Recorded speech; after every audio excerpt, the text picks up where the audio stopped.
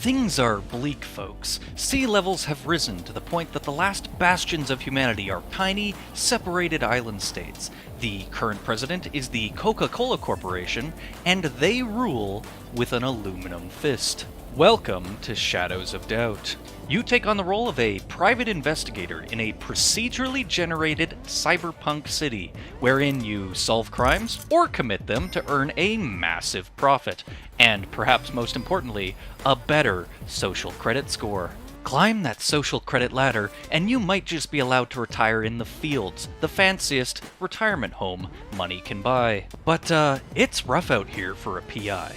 Retirement is a long way away, and to ensure that we can pay for our shitty apartment, we need to do what we do best. Harass strangers, break into their homes, and find evidence to build our case.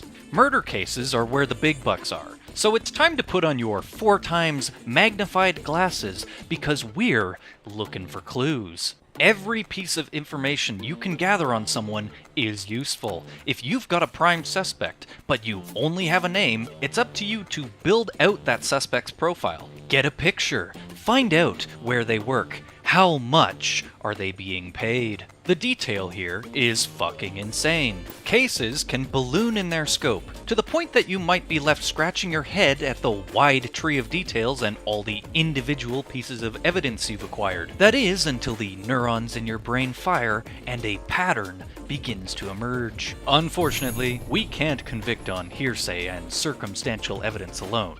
Say hello to your print scanner. With it, we can scan the crime scene for fingerprints, and potentially even the murder weapon if you can find it. Now all we need to do is politely insist that our prime suspect give us their fingerprints, and then we can verify our theory once and for all.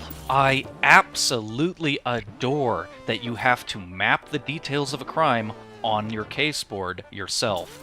Building a case with no hand-holding from the game is extremely rewarding. I haven't had this much fun role-playing as a detective since Ace Attorney. Your character, as well as every single NPC, have needs. They need to sleep, go to work, eat food, take showers. Planning around these NPC schedules is even more rewarding. If you learn that an NPC works a specific shift during the day and you need to search their apartment, you can simply wait for them to go to work and then you can dig through their things worry-free. You actually feel like you're a member of this tiny simulated city, and I am here for it. This is perhaps the first game I've ever played where swimming in sewage has drawbacks, as it tends to make it easier for people to smell you. And if you're currently hiding in someone's bathroom closet, they may start to wonder why the toilet isn't the only thing that smells like shit. I'm sure the victim wouldn't mind. Look, I can't even afford my rent. You think I can afford running water? Unfortunately, it's not all positives at the moment. Movement and interactions feel jank. NPC characters can bug out. You can clip through walls and fall through the world. Some side jobs can task you with finding somebody, only to give you very, very limited details on them. For instance, I was outsourced by the Coca-Cola enforcers to arrest a suspect who worked at City Hall. The only trouble was, all I had to go off of was that they had brown hair and brown eyes. Cool, so could be basically anyone. Minor case details have a tendency to repeat as well. As an example, a lot of NPCs are going to have the exact same emails, just with different people involved. But perhaps worst of all, I've consistently had frame rate and stuttering issues on an i7-6700K and a 2060 Super. Of course, all these issues can be ironed out during early access.